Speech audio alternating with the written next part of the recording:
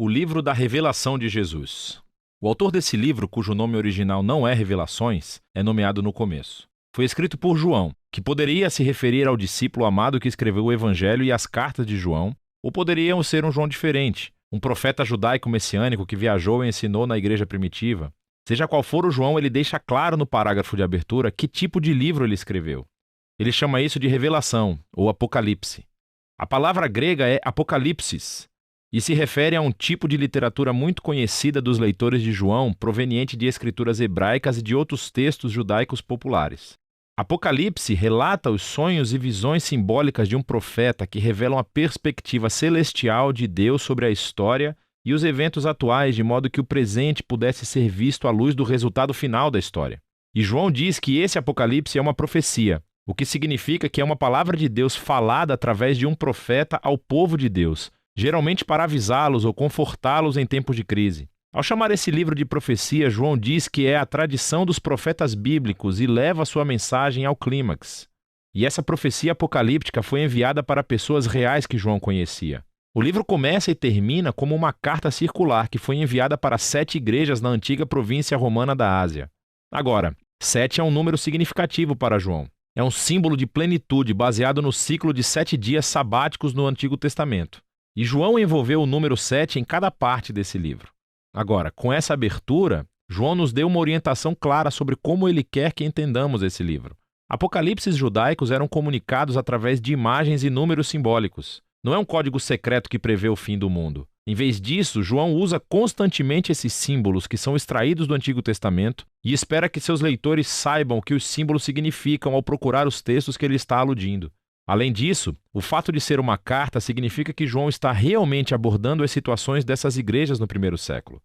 E assim, embora esse livro tenha muito a dizer aos cristãos das gerações posteriores, o significado do livro deve primeiro ser ancorado no contexto histórico do tempo local e público de João, o que nos leva à primeira seção do livro, a mensagem de Jesus às 7 igrejas.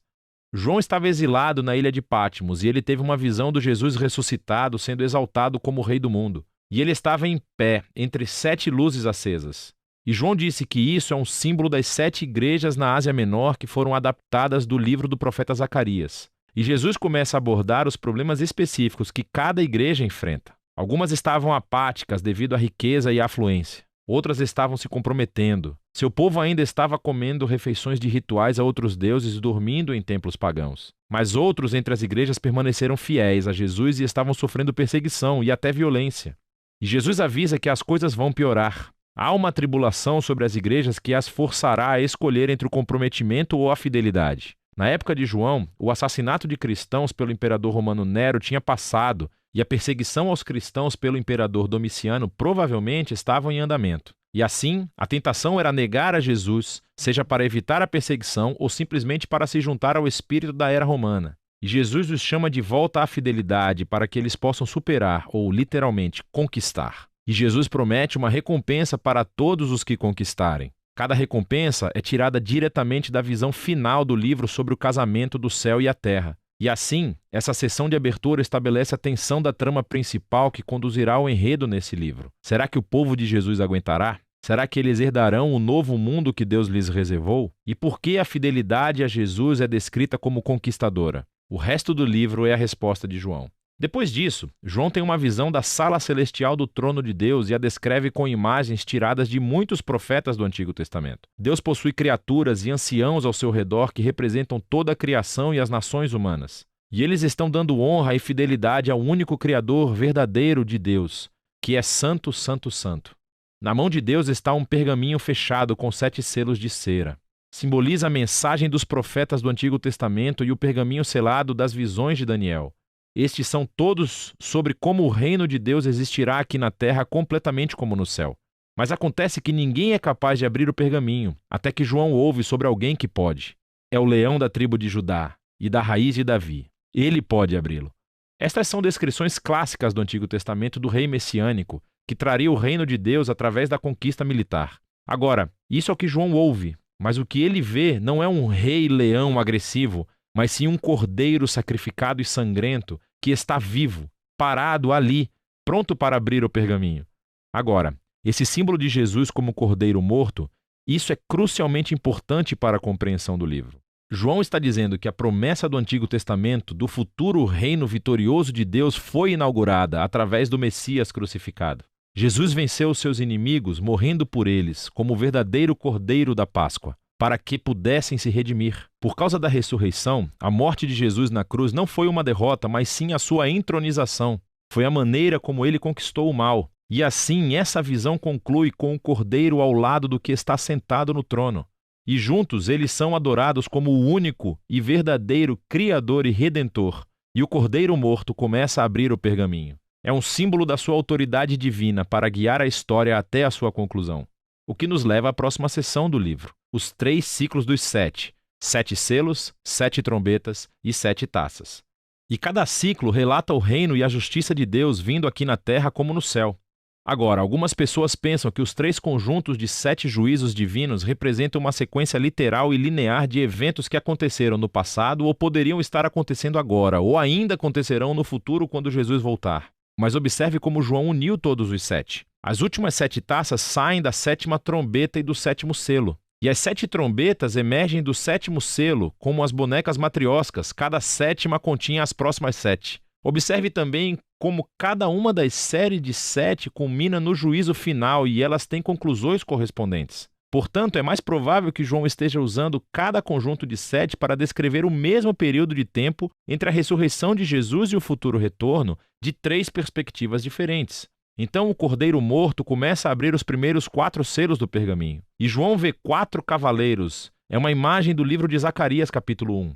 E eles simbolizam os tempos de guerra, conquista, fome e morte. Em outras palavras, um dia tragicamente normal na história humana. Então, o 5º selo descreve os mártires cristãos assassinados diante do trono celestial de Deus, e o grito de seu sangue inocente sobe diante de Deus como fumaça do altar do incenso. E eles são instruídos a descansar, porque mais cristãos ainda estão para morrer. Não nos disseram o porquê, mas nos dizem que não durará para sempre. O 6º selo é a resposta final de Deus ao seu grito. Ele traz o grande dia do Senhor, que foi descrito em Isaías e em Joel. E as pessoas da terra gritam: quem é capaz de suportar?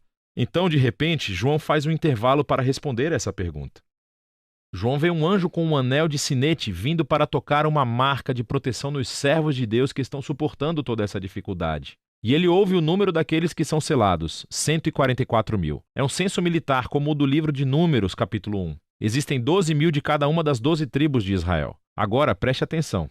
O número desse exército é o que João ouviu, assim como ele ouviu sobre o leão conquistador de Judá. Mas em ambos os casos, o que ele viu então foi o surpreendente cumprimento daquelas imagens militares em Jesus, o Cordeiro morto. Então, quando ele vê esse exército messiânico do reino de Deus, é composto de pessoas de todas as nações, cumprindo a antiga promessa de Deus a Abraão. É esse exército multiétnico do Cordeiro que pode estar diante de Deus, porque eles foram redimidos pelo sangue do Cordeiro. E agora eles são chamados para conquistar, não matando seus inimigos, mas sim sofrendo e testemunhando como o Cordeiro. Depois disso, o 7º e último selo é quebrado.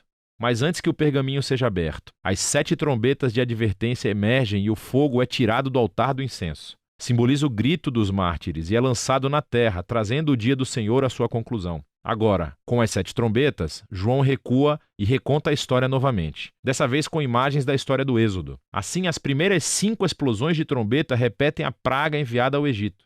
Então a 6ª trombeta solta os 4 cavaleiros que vieram dos primeiros 4 selos. Mas então, João nos diz que, apesar de todas essas pragas, as nações não se arrependeram, assim como o faraó não fez na história do Êxodo. Assim, parece que o julgamento de Deus não fará com que as pessoas se arrependam antecipadamente. Então João pausa a ação novamente com outro intervalo. Um anjo traz o pergaminho não selado, que foi aberto pelo Cordeiro. E assim como Ezequiel, João é instruído a comer o pergaminho e depois proclamar a sua mensagem às nações. Finalmente, o pergaminho do Cordeiro está aberto e agora vamos descobrir como o reino de Deus virá aqui na terra. O conteúdo do pergaminho é escrito em 2 visões simbólicas. Primeiro, João vê o templo de Deus e os mártires junto ao altar, e é instruído a medir e separá-los. É uma imagem da proteção tirada de Zacarias, capítulo 2. Mas então, as cortes externas da cidade são excluídas e são pisoteadas pelas nações. Agora, alguns pensam que isso se refere literalmente a uma destruição de Jerusalém, que aconteceu no passado ou que acontecerá no futuro. Mas é mais provável que João esteja seguindo a tradição de Jesus e dos apóstolos, que usaram o novo templo como um símbolo para o novo povo da aliança de Deus. Nesse caso, esta é uma imagem como os seguidores de Jesus podem sofrer perseguição pelas nações, mas essa derrota externa não pode tirar sua vitória através do Cordeiro. Essa ideia é expandida na segunda visão do pergaminho. Deus nomeia 2 testemunhas como representantes proféticos para as nações. Mais uma vez, algumas pessoas pensam que isso se refere literalmente a 2 profetas que aparecerão um dia no futuro, mas João os chama de castiçais, que é um de seus símbolos claros para as igrejas. Portanto, essa visão é mais provável sob o papel profético dos seguidores de Jesus que devem assumir o manto de Moisés e Elias e chamar nações e governantes idólatras para retornarem ao único e verdadeiro Deus. Mas de repente uma fera horrível aparece. Lembre-se de Daniel capítulo 7. E a fera conquista as testemunhas e as mata. Mas então, Deus as traz de volta à vida e vindica as testemunhas diante de seus perseguidores. E o resultado final é que muitos entre as nações finalmente se arrependem e dão glória ao Deus Criador no dia do Senhor. Agora, pare. Pense nas histórias até agora. As advertências de Deus através dos selos e através das trombetas não geraram arrependimento entre as nações, assim como as pragas do Êxodo apenas endureceram o coração do faraó. Mas o Cordeiro conquistou os seus inimigos, amando-os, morrendo por eles. E agora, a mensagem do pergaminho do Cordeiro revela a missão de seu exército, a igreja. O reino de Deus será revelado quando a nação ver a igreja imitando o sacrifício amoroso do Cordeiro, não matando seus inimigos, mas sim morrendo por eles. É a misericórdia de Deus mostrada através dos seguidores de Jesus que levará as nações ao arrependimento. E essa afirmação surpreendente é a mensagem do pergaminho aberto que João colocou no centro exato de todo o livro. Depois disso, a última trombeta soa e as nações são abaladas quando o reino de Deus vem aqui na terra, como no céu. Então, agora sabemos como a igreja dará testemunho das nações e herdará a nova criação. Mas quem foi aquele animal terrível que travou guerra contra o povo de Deus e como se desenrolará toda a história? João nos dirá isso na segunda metade do livro de Apocalipse.